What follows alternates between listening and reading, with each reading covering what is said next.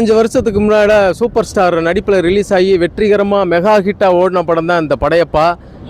திரையுலக பயணத்தில் 50 நிமிஷம் ஒருத்தன் ஸ்க்ரீனில் வரதே பெருசு. ஆனால் 50 ஆண்டுகளாக திரையுலக பயணத்தில் ஒரே ஒரு சூப்பர் ஸ்டாராக தன்னோட ஒளி மறையாமல் பார்த்துக்கிட்ட ஒரே ஒரு சூப்பர் ஸ்டார் நம்ம தலைவர் பிறந்தநாளை முன்னிட்டு இந்த படையப்பா படம் ரிலீஸ் பண்ணியிருக்காங்க.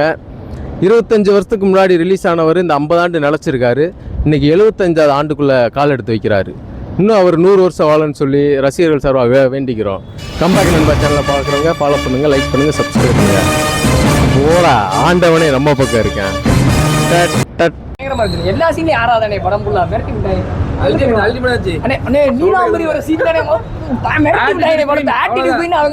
விட்டாங்க. படம் மிரட்டிட்டாங்க. சரியா இருந்துச்சு. ரீ ரிலீஸ்னால இப்ப கூட பார்க்கலாம். படம் அந்த அளவுக்கு நல்லா தானே இருக்கு. நல்லா பயங்கரமா இருக்கு. பாசா எதிர்பார்த்தேன். ஏன்னா பாசா வரல. படம் நல்லா தானே இருக்கு. படம் அடுத்த வருஷம் அண்ணாமலைக்கு வருவோம். இதே மாதிரி பயங்கரமா பாப்போம். சூரியனுக்கு சொல்லிருப்பாப்ல, சூரியனுக்கு செல்ல முடியாது, நட்சத்திரத்தை என்ன முடியாது, தலைவனை வெல்ல முடியாது. அரட்டி விட்டாங்க.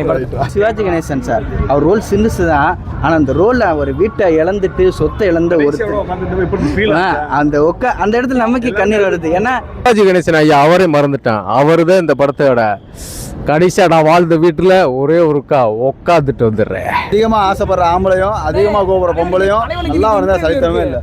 சூப்பராக இருந்துச்சு. நான் முன்னாடி ரஜினி படம் தேட்டரில் பழைய படம் மற்ற இப்போ பார்த்துருக்கேன். பார்த்ததுல அதே ஸ்டைலு அதே இது எல்லாமே நல்லாயிருக்கு. பழைய ரஜினி எப்படி இருக்காரோ அதே மாதிரி நல்லா சூப்பராக இருக்குது. இந்த படமே முடிஞ்சதே தெரியலை. அது வாடுக்கு போகுது. லேக் கிடையாது, எதுவும் கிடையாது. நல்லா இருக்குது, சூப்பராக இருக்கும். சவுண்டு சிஸ்டம்லாம் மிரட்டிட்டாங்க. இப்போ தரமாக இருக்குது படம். 1999 ரிலீஸ் ஆகிடுச்சு இந்த படம். நான் எனக்கு 5 வயசு. அப்போ பார்க்க முடியல, டிவியில் தான் பார்த்து இது பண்ணோம். நேரில் பார்க்குறப்போ சூப்பராக இருக்குது. சவுண்ட் எஃபெக்ட் தான் தரமாக இருக்குது. தலைவர் அப்படியே தான் இருக்காப்புல. உண்மையிலே ரொம்ப சந்தோஷமாக இருக்குது. படம் நல்லா இருக்குது.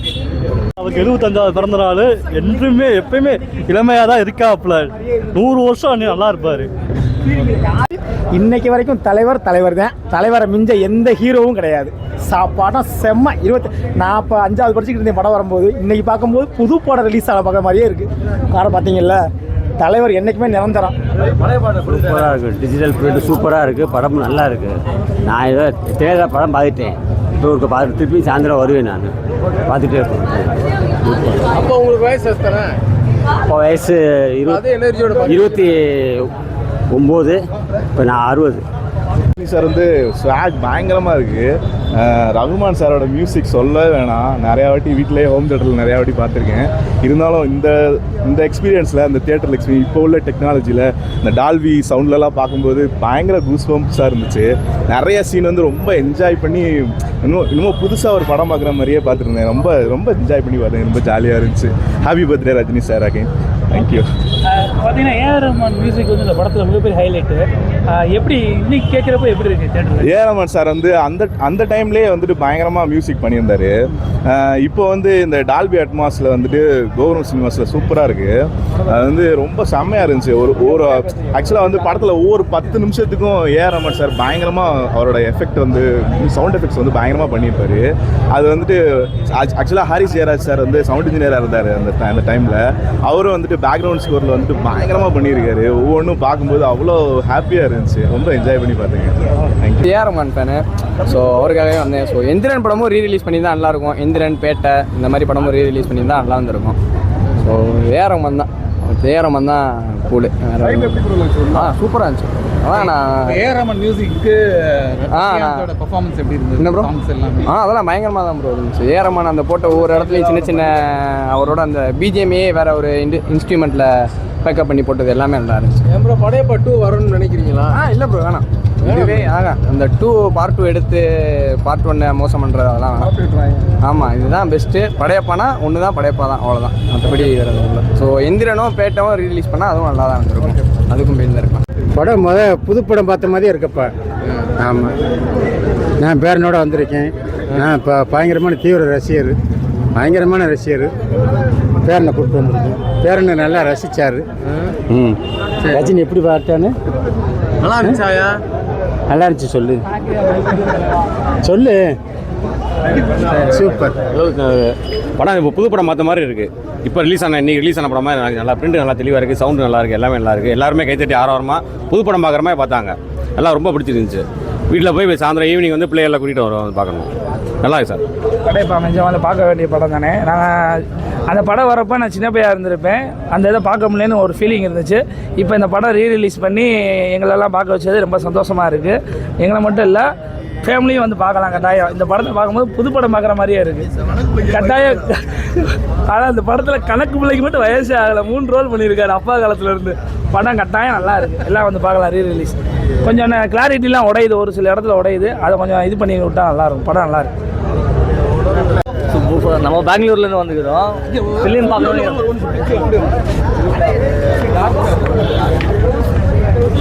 நம்ம பெங்களூர்லேருந்து வந்துக்கிறோம், படம் பார்க்கறதுனே பெங்களூர்லேருந்து வந்த படையப்பா ஃபிலிமு. நான் பார்த்தது வந்து 2000 எனக்கு வயசு 25 தான். நான் 1999 ரிலீஸ் ஆகிற ஃபிலிம் அது.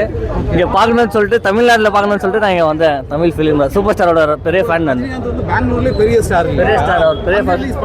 அங்கேயே ரிலீஸ் ஆகுது, ஆனால் நம்மளுக்கு 9 o'clock இங்கே பார்க்கலாம். நீங்கள் வந்தேன் நான் முதல்ல பார்க்கலான்னு வந்தேன். படையப்பா நான் பார்த்தது இல்லை. பாபா எல்லா ஃபிலிமும் ரிலீஸ் ஆகுதுலாம், ரிலீஸ் எல்லாம் பார்த்தேன். ஆனால் படையப்பா தான் ஃபஸ்ட் டைம் ரீரிலீஸ் பண்ணிக்கிறது. Thank you so much. நம்ம இன்னும் அவர் எவ்வளோ ஃபிலிம் ரிலீஸ் ஆனாலும் நம்ம எப்போவுமே அவர் ஃபஸ்ட்டு ஃபிலிம் எவ்வளோ டைம் பார்த்தாலும் திரும்ப அதே எனர்ஜியில் தான் திரும்ப பார்க்குவோம். நம்ம எப்போவுமே அவரோட ஃபேன், நம்ம ஃபேன் தான். Super star, always super star. Thank you. இது படத்தை வந்து மெருகேற்றி படத்தை ஒரு வித்தியாசமாக காட்டணுன்றதுக்காண்டி 25 வருஷம் கழித்து இப்போ தான் வந்து பார்த்ததை விட நான் பார்த்துருக்கேன். படம் ஓப்பனிங் ஷோ அப்போவே 1999 ஓப்பனிங் ஷோ வந்து மதுரை சாத்தட்டில் போய் பார்த்தேன் நான் அந்த படத்தை. இப்போ இந்த ஜென்ரேஷனில் பார்க்குறப்ப அது வைப்பு இப்போ எப்படி இருக்குன்னு கேட்டோம்னா, நாங்கள் இருந்த ஜென்ரேஷனோட இப்போ இருக்கிற ஜென்ரேஷனில் உள்ள ஆளுங்க வந்து ரொம்பையும் தலைவர் வந்து இந்த அளவுக்கு அவர் ஏஜில் வந்து அப்போ வந்து இவ்வளோ அளவுக்கு நடிச்சிருக்காரு என்று ரொம்ப ஆர்வமாக ஆக்ரோஷமாக சவுண்டாக எஃபெக்டாக கத்த வைக்க எங்களை விட நல்லா டிஃப்ரெண்ட்டாக என்கரேஜ் பண்ணிக்கிட்டு ரொம்ப சந்தோஷமாக இருந்தாங்க. அதை பார்க்கும்போது எனக்கு இன்னமும் ரொம்ப சந்தோஷமாக இருந்துச்சு. அன்னைக்கு வந்து நான் ஒரு 1999ன்றப்ப 20 வயசில் இவங்க இன்றைக்கி எப்படி என்கரேஜ் பண்ணாங்களோ அந்த என்கரேஜில் தான் நான் பார்த்தேன் அன்னைக்கு. அதை விட இன்றைக்கி இப்போ உள்ள ஜென்ரேஷன் கூட சேர்ந்து பார்க்குறப்ப இன்னும் எனக்கு ரொம்ப என்கரேஜாகவும் இருக்கும், ஆர்வமாகவும் இருக்குது. இப்போ ரீரிலீஸ் பண்ண படம் மாதிரி இருக்கா இல்லை புது படம்? இல்லை, இப்போ வந்து புது படம். இப்போ வந்து அவரை 25 வருஷம் கழிச்சு பார்க்குறப்ப இப்போ வந்து புதுசாக அவரை படம் எடுத்து பார்க்கணும்னு சொல்லிட்டு உடம்பு சேரோட வந்து படம் பார்த்துருக்கு. ஓகே, நல்லா செம்ம வைப்பு. நான் ஃபுல்லாக கத்திக்கிட்டே இருந்தோம். செம்மையாக இருக்கணும். 4K பண்ணியிருந்தாங்க. டால்பி ரொம்ப நல்லா இருந்துச்சு. நல்லா இருக்குண்ணா. அப்படியே இருக்குது, எடிட்லாம் அப்படியே இருக்கு. நம்ம சின்ன வயசு பார்த்த படம் இப்போ புதுசாக திரும்ப பார்க்கறதுக்கு ஒரு தேட்டரில் பார்க்கணும். அப்போ நம்ம பிறந்தவங்க தேட்டரில் போகணும் ஆசைப்பட்ட ஒரு படம் தலைவர் படத்தில். இதே மாதிரி தலைவர் நிறைய படம் ரிலீஸ் பண்ணால் நல்லாயிருக்கும். நான் படைப்பை வந்து ஆல்வேஸ் பெஸ்ட்ண்ணா. சரி, ஆல்வேஸ் பெஸ்ட்ண்ணா. அது அவர் படம், அது நல்லா இருக்கும். எந்திரன் பார்க்கணும் ஆசையாக இருக்கு. ஏன்னா அது 10th படிக்கும்போது அந்த படம். அப்போ தேட்டருக்கு போக அனுமதி இல்லை வீட்டில். இப்போ பார்க்கணும் ஆசையாக இருக்குது. உடம்பு சரியில்லாம் வந்து பார்த்தீங்க, இப்போ எப்படி ஃபீல் பண்ணுறீங்க தலைவரை பார்த்து? ஓகேண்ணா. ஃபீவர் கொஞ்சம் தலைவர் ஃபீவராக இருந்துச்சு, இப்போ கொஞ்சம் பரவாயில்ல, நல்லா இருக்கு. தலைவா, ஆல்வேஸ் ஹாப்பி பர்த்டே தலைவா. நன்றி. ரொம்ப கவர் பண்ணி எனக்கு அந்த சுற்றி அந்த பிஜிஎம் தான் ரொம்ப அடிக்டிங்க. ஏன்னா அந்த பிஜிஎத்துக்காண்டி நான் இந்த லவ்வரை காப்பாற்றுவார் மாடு முட்டை. அது கொஞ்சம் அதிகமாக ஆசைப்படுற ஆம்பளையும் அதிகமாக கோபுற பொம்பளையும் எல்லாம் வந்தால் சரித்திரமே இல்லை. தலைவனுக்கு இன்னைக்கு இன்டர்வியூ இருக்கு, அதையும் விட்டு வந்திருக்கேன் படம் பார்க்க. காலேஜ்ல இருந்து பார்த்துட்டு இருந்தாங்கன்னா இவனை பார்த்துட்டு இருக்கீங்க. படைய பார்த்து தான் இருக்கும். பாப்போம் பை. ஆரம்பத்தில் பார்த்தீங்கன்னா அண்ணாமலை வரப்போகுது, எஜமான் வரப்போகுது போஸ்ட் விட்டுட்டே இருந்தாங்க. ஃபைனலாக தலைவர் ஒரு வீடியோ விட்டு படையப்பால் வரப்போகுது கன்ஃபார்ம் பண்ணி இப்போ ஓப்பனிங் ஷோ முடிஞ்சு. ஆமாம், இது வரைக்கும் ரீரிலீஸ் படங்களில் வந்துச்சு, நிறைய படம் வந்துச்சு. இது வரைக்கும் பார்த்தோம். சவுண்டு வந்து இந்த படத்தில் மாதிரி எந்த படத்துலையும் கிடையாது. இந்த படம் வந்தப்பே டிடிஎஸில் ரஜினியோட ஃபஸ்ட்டு டிடிஎஸ் படம் இந்த படம் தான். இந்த விஷயம் நிறைய பேர் தெரியாது. தலைவரோட ஃபஸ்ட்டு டிடிஎஸ் படம் இந்த படம் தான். வந்தப்போ நாங்களாம் அமிர்தத்தில் பார்த்தேன். அப்போ வந்து பார்த்தீங்கன்னா நான் +2 படித்தேன். +1 தான் படித்தேன். அன்றைக்கி டிக்கெட் 10 ரூபா தான். 10 ரூபா டிக்கெட்டு. நான் தலைவர் ஃபேன்றனால 60 ரூபாய்க்கு பிளாக்ல, அப்போலாம் பிளாக் டிக்கெட் நல்லா ஓடும். இப்போலாம் ஆன்லைன் வந்துருச்சு. பார்த்தீங்கன்னா நீங்கள் இயர்லியராக உள்ளே போகணும்னா பிளாக் டிக்கெட் தான் எடுக்கணும். 10 ரூபா டிக்கெட் 60 ரூபா எடுத்து வேகமாக உள்ளே போனாலும் அந்த சிவாஜி சீன் 2 சீன் ஓடிடுச்சு. அதெல்லாம் பார்த்துட்டேன். அதெல்லாம் மறக்க முடியாது. அதான் இந்த சவுண்ட் எஃபெக்ட்டுக்காண்டியே ஏர்மன் பிச்சு விட்டுருப்பாப்புல சவுண்டை. அந்த சவுண்ட் எஃபெக்ட்காண்டி தலைவருக்காண்டியே இந்த படத்தை தொடர்ச்சியாக 1 day 2 day 3 3 தடவை பார்த்தேன். இன்னொன்று என்னன்னா ஏஆர்எம்மோட பெஸ்ட்டு இன்றைக்கெல்லாம் ஏஆர்எம் அடிக்கிறார் மியூசிக்கை. இப்போ வந்து எல்லோரும் பாருங்கள் இந்த மியூசிக்கை, ஒவ்வொரு கேரக்டருக்கு மியூசிக் இது பண்ணியிருப்பாப்புல. ஒரு பாம்பு வரும், ஒரு பாம்பு வரைய ஒரு மியூசிக்கு, நீலாம்பரி அந்த காரில் வரும் அதுக்கு ஒரு மியூசிக்கு, ரஜினி வரையில் ஒரு மியூசிக்கு, இந்த பாம்பு தூளை கையை உள்ளினா அதுக்கு ஒரு மியூசிக்கு. இந்த படத்தில் 1000 கேரக்டர் இருந்தால் 1000 கேரக்டருக்கு மியூசிக் அமைச்சிருப்பார். ஏஆர்எம்மோட பெஸ்ட்டு மியூசிக் தான். அது மாதிரி கேஎஸ் ரவிக்குமார் அந்த கிளைமேக்ஸ் சீனை இன்றைக்கி வரைக்கும் எல்லாருமே சொல்லுவாங்க. அந்த கூட்டம் அதாவது 10,000 பேர் 20-30,000 பேர் கூட்டினாங்களாம். அந்த மாதிரி கூட்டத்தை இது வரைக்கும் ஷூட்டிங்கில் எதுவுமே கூட்ட முடியாது. இந்த படம் தான் ஃபஸ்ட்டு 50 கோடி படம். இன்றைக்கி வந்து 30 லட்சம் டிக்கெட் மேலே ஏதோ ப்ரீ புக் ஆகிருன்றாங்க. புக்கிங்லேயே பார்த்தீங்கன்னா 50 கோடி மேலே எடுத்துருச்சு. ஃபஸ்ட்டு ப்ரொடக்ஷனோட காஸ்ட்டே 12 கோடி தான். இன்றைக்கி ரீரிலீஸ்லேயே கலக்குது படம். ரீரிலீஸில் இந்த படம் பெரிய ரெக்கார்டாக இருக்கும். ரஜினி ரசிகர்களுக்கு மிகப்பெரிய ட்ரீட்டு. ஷோஸ் எங்கேயுமே கிடைக்கல, எல்லாம் ஹவுஸ்ஃபுல் ஷோவாக போய்கிட்டு இருக்கு. பயங்கரமாக போகும். ரஜினி வெறித்தனமாக ரஜினி ஃபேனுக்கு இது வந்து பெரிய ட்ரீட் இல்லை, இதுதான் தீபாவளி. எல்லோரும் சொன்னாங்களே ஒரு படம் இன்னொரு ரசிகர் வந்தப்போ எங்களுக்கு இன்றைக்கி தான் தீபாவளி இருந்தாங்களே, ரஜினி ரசிகர்களுக்கு இன்றைக்கி தான் தீபாவளி. அது மாதிரி நான் ரஜினி ஃபேன் ஆனது அதாவது நல்லா ஒரு டைகார்டு ஃபேன் ஆனது இந்த படம் பார்த்து தான். என்னென்னா அதில் வந்து இப்போ எல்லா நடிகரும் பார்த்தீங்கன்னா பஞ்செல்லாம் சொல்லுவாங்க. தெலுங்குலாம் பார்த்தீங்கன்னா அடிச்சா பாடி பீடி இந்த மாதிரி தான் சொல்லுவாங்க. ஆனால் தலைவர் பஞ்சு பார்த்தீங்கன்னா கருத்து இருக்கும். அதிகமாக ஆசைப்படுற ஆம்பளையும் அதிகமாக கோவப்படுற பொம்பளையும் நல்லா வாழ்ந்ததா சரித்திரமே கிடையாது அப்படின்வாங்க. அதில் பாருங்கள் இன்றைக்கி வரைக்கும் ஒரு கோட் இருக்கும். அதை ஃபாலோ பண்ணோம் நம்ம லைஃப்பில் நல்லா இருக்கலாம். அது மாதிரி மணிவன்ட்ட சொல்லுவார் சித்தப்பாட்டை, கஷ்டப்படாமல் எதுவும் கிடைக்காது என்றைக்குமே நிலைக்காது. இதெல்லாம் வந்து ஒரு லைஃப் கோட்டு. இதெல்லாம் எடுத்து நம்ம வாழ்ந்தோம்னா இந்த மாதிரி தான் ரஜினி ஃபேன் ஆனோம் நாங்கள்லாம். அவரோட டைலாக்கு, அவரை ஃபாலோ பண்ணி அவரோட சுறுசுறுப்பு. இப்போ என்ன கேட்பாங்க நிறைய ஸ்பீடாக இருக்குது என்ன, ரஜினியை பார்த்தா ஸ்பீடு, அந்த ஸ்பீடு வந்து ரஜினியை பார்த்தா வந்துச்சு. இந்த படத்தில் வந்து அந்த தம்பி முன்னாடி தம்பி சொல்ல மாதிரி எல்லாமே இருக்குது. லவ், காதல், சோகம், பிரிவு, துரோகம். உங்களுக்கு என்ன ஒரு கமர்ஷியல் படம் சொல்லுவாங்கல்ல, கமர்ஷியல் படம்னா இந்த படத்தை பார்த்து கற்றுக்குங்க டேரக்டர். எல்லா டேரக்டரும் ஒரு கமர்ஷியல் படம் 100% கமர்ஷியல் படம். இன்றைக்கெல்லாம் வந்து 3 மணி நேரம் எடுத்தால் போட்டுறாங்க. இன்டர்வல் வரையிலேயே படம் மொக்க இழுக்கிறாங்க, ஜப்பா சேட்டில் உட்கார முடியலன்றாங்க. இந்த படம் 3 மணி நேரம் 3 நிமிஷம். யாராவது ஒரு ஆள் லேக்குன்னு சொல்லுங்கள் பார்ப்போம். லேக்குன்னு சொல்லவே முடியாது. அது மாதிரி மற்ற நடிகர்கள் சூப்பர் ஸ்டார்ன்றாங்களா, சூப்பர் ஸ்டாருக்கு ஒரே ஒரு இதோட சொல்லி முடிச்சுக்கிறேன், ஓகேவா? சூப்பர் ஸ்டார் மாதிரி டைலாக் யாரும் பேச முடியாது. இந்த பஞ்சு டைலாக் நான் சொல்ல, அவர் மாடலேஷன் அந்த படத்தை சொல்லுவார், யார் உங்களை கூப்பிட்டா கட் பண்ணுங்க. அந்த கடைசி கிளைமேக்ஸ் கல்யாணத்துக்கு போவார். கல்யாணத்துக்கு போயில யார் உங்களை கூப்பிட்டா அப்படின்னு கேட்பாங்க. அவர் தான் மாப்பிள்ளையோட அப்பா தான். யார்? மாண்பு உள்துறை அமைச்சர் சூரியபிரகாஷ் ஒரே புள்ள சந்திரபாசே தான் அப்படின்னு. இதை பேசுங்க பார்ப்போம். யாராவது பேச முடியாது. நீங்கள் இப்போ நான் கமெண்ட் பார்த்துட்டு பேசுங்க. இந்த டைலாக் யாராலையும் அவ்வளோ ஸ்பீடாக பேசவே முடியாது. மாண்பு உள்துறை அமைச்சர் சூரியபிரகாஷ் ஒரே புள்ள சந்திரபிரகாஷே தான் அப்படின்னு. நீங்கள் பேசுங்க. நீங்கள் யாராவது பேசி பாருங்கள். நான் அந்த வீடியோ பார்த்துட்டு பேசி பாருங்கள். பேசவே முடியாது, வளரும். அது மாதிரி டைலாக், ஸ்பீச் எல்லாத்துலேயும் ஸ்பீட் இருக்கும். தலைவர் பார்த்தாலே பாசிட்டிவ். இந்த படம் வந்து ரீரிலீஸில் மிகப்பெரிய ரெக்கார்ட் அடைக்கும் போது அதில் வந்த மாற்றம் இல்லை. நான் ஜெயிலருக்கு சொன்னேன் இது மிகப்பெரிய உச்ச தொட போகுதுன்னு. அதே மாதிரி ஜெயிலர் தொட்டுச்சு. ரீரிலீஸில் படையப்பா மிகப்பெரிய ரெக்கார்டு படைக்க போகுது. எல்லாம் பொறுத்திருந்து பாருங்கள். நன்றி, வணக்கம். சொல்லிடுவோம். தலைவருக்கு 75வது வருட பிறந்தநாள் வாழ்த்துக்கள். ஹாப்பி பர்த்டே தலைவா.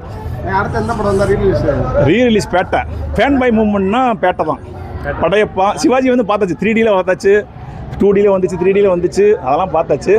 இன்னைக்கு வந்து ரிலீஸ்லாம் பேட்டை தான். ஃபேன் பை மூவ்மெண்ட் அதிகமாக இருக்க அப்புறம் இந்த படத்துக்கு அப்புறம் பேட்டை தான் நல்லாயிருக்கும். பேட்டை ரிலீஸ் பண்ணால் நல்லாயிருக்கும். இப்போ அருணாச்சலமா இது பாட்சா உங்களுக்கு பாட்சா தான். பாட்சா இப்போ போன வாரம் கூட சன் டிவியில் போட்டாங்க, ஃபுல்லாக பார்த்தோம்ப்பா. பாட்சா இல்ல அவர் முடிவு எடுத்திருக்காரு. என்ன சொன்னாரு, கதை நல்லா இருந்தா எடுப்போம்னு சொல்லிருக்காரு. கதை நான் என்ன சொல்றேன், தலைவருக்கு 2 மேல எப்பயுமே நம்பிக்கை இல்ல. பாட்சா தான், அது படையப்பா தான். பாட்சா படையப்பா தான். படையப்பா 25 வருஷம் ஆச்சு இந்த படம் ரிலீஸ் ஆகி. 1999 வந்துச்சு. அப்போலாம் நான் பிறக்கவே இல்லை. நான் அதிகமாக பார்த்தது கேடிவிலையும் சரி.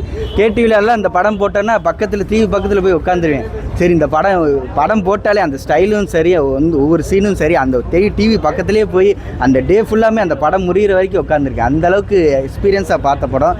இப்போ ஃபஸ்ட் டைம் தேட்டரில் பார்க்கும்போது எனக்கு நான் இன்றைக்கி கண்டிப்பாக அந்த படத்தை பார்த்தே ஆகணும். சூப்பர் ஸ்டார் படத்தை எப்படிக்கே விடக்கூடாது, ஒரு வாட்டியாச்சும் தேட்டரில் பார்த்துடணும் பழைய ரீரிலீஸ் ஆகும்போது அப்படின்னு இன்றைக்கி வந்தேன்.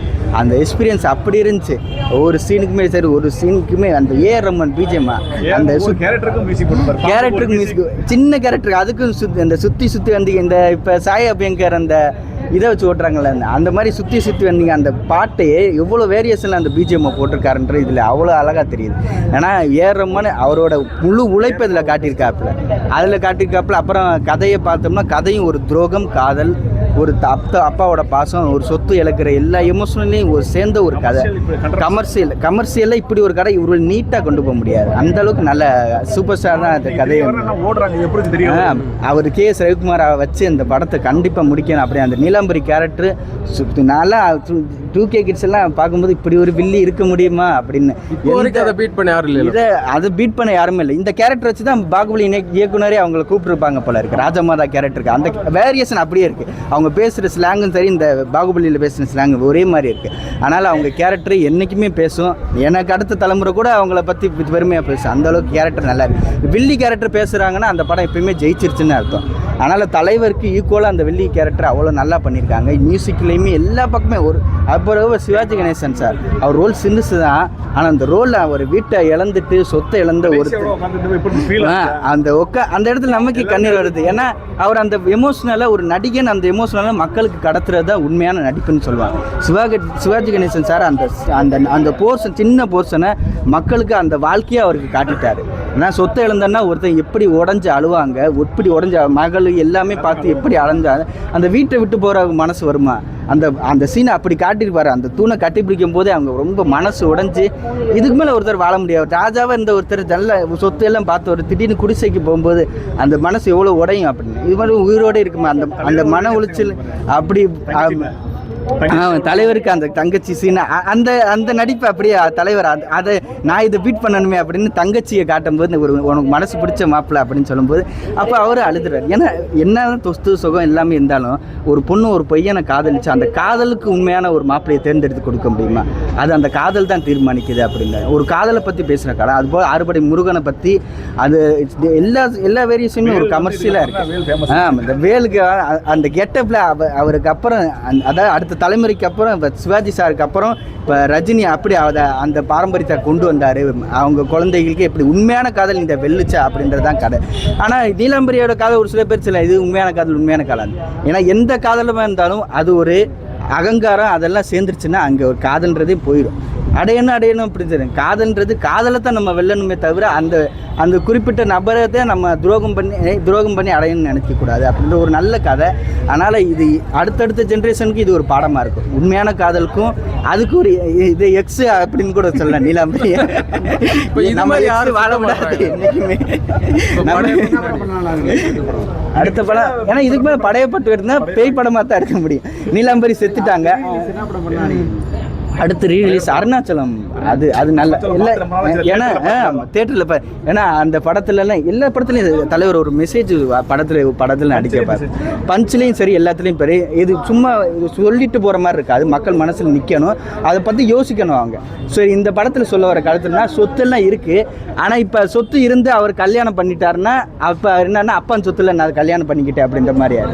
இந்த கதையை மாற்றி சொத்தெல்லாம் இழந்துருச்சு அப்புறம் ஜெயிச்சு வாழ்க்கையில் தனக்குன்னு ஒரு சொத்து சம்பாதிச்சு தனக்குன்னு ஒரு படையை உருவாக்கி அப்புறம் தான் அந்த பொண்ணை கல்யாணம் பண்ணி அதான் உண்மையான வெற்றி அப்படின்னு. இதுக்கு தான் படையப்பா நமக்கான சொத்தை அப்பங்காசுல இல்லாமல் நம்மளே சம்பாதிச்சு அந்த பொண்ணை கல்யாணம் பண்ணி அப்படி வருது. எந்த நாட்டுக்கே கிட்ஸ் பார்க்கும்போது எனக்கு இவ்வளோ விஷயம் புரியுது. இவ்வளோ விஷயம் இதில் இருக்கா அப்படின்னு.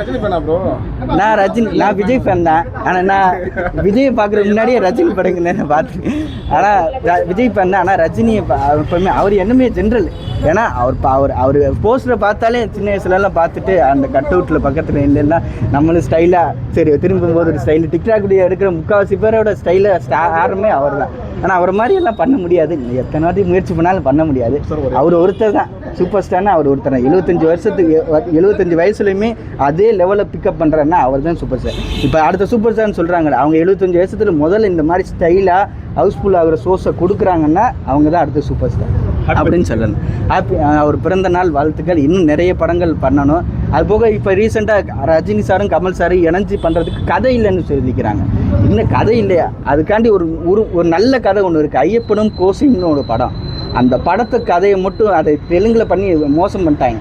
அதை நம்ம தமிழில் நல்ல ஒரு டேரக்டரை வச்சு கமல் சாரையும் ரஜினி சாரை ஐயப்பன் ஆயிரமும் கமலை கௌசி பிரியாணாவும் வச்சு பண்ணோம்னா அந்த படம் 100 கோடி 1500 1000 கோடி வரைக்கும் போகிற அளவுக்கு ஒர்த்தான படம். ஏன்னா அதோட ஒரிஜினல் காப்பி ரைட்டு டைரி பட இயக்குனர் அவங்ககிட்ட தான் இருக்குது. அவர் இவங்க பண்ணுறன்னா வாங்கிடுவாங்க. அவர் வாங்கி பண்ணிங்கன்னா கண்டிப்பாக தெரியும். நம்ம 2 பேர் அவங்க போகிறது அந்த படத்தை நீங்கள் பார்த்தாலே அவ்வளோ கூஸ்பம்பாக இருக்கும். அந்த படம் மட்டும் அவங்க 2 பேர் பண்ணாலே எனக்கு ரொம்ப சந்தோஷமாக இருக்குது. கண்டிப்பாக அவங்க பண்ணல அந்த கண்டிப்பாக ஐயப்பன் கோசியை ரீமேக் பண்ணுங்கள். உங்கள் 2 பேர் கேரக்டர் அப்படி தூக்கி பேசப்படும். அந்த அளவுக்கு நல்லா இருக்கு அந்த படம். சூப்பர். ஆனால் எத்தனை வருஷம் கழிச்சு பார்த்தா என்னன்னு நான் குழந்தையா இருக்கும்போது பார்த்தது ப்ரோ. திரும்பி இப்போ வந்து பார்க்குறேன். நல்லா தான் இருந்துச்சு. எல்லாரும் நல்லா இருக்கணும் அப்படி சொல்லி நடிகர் திலகம் சிவாஜி கணேசன் அவர்களை பார்த்து தொட்டு படையப்பா படம் ரிலீஸ் ஆயிருக்காங்க. இது கூட படையப்பா ஸ்டைலில் நடிகர் திலகம் சிவாஜி கணேசன் ஐயா அவரே மறந்துட்டான். அவர் தான் இந்த படத்தோட கடைசியாக நான் வாழ்ந்த வீட்டில் ஒரே ஒருக்கா உட்காந்துட்டு வந்துடுறேன்.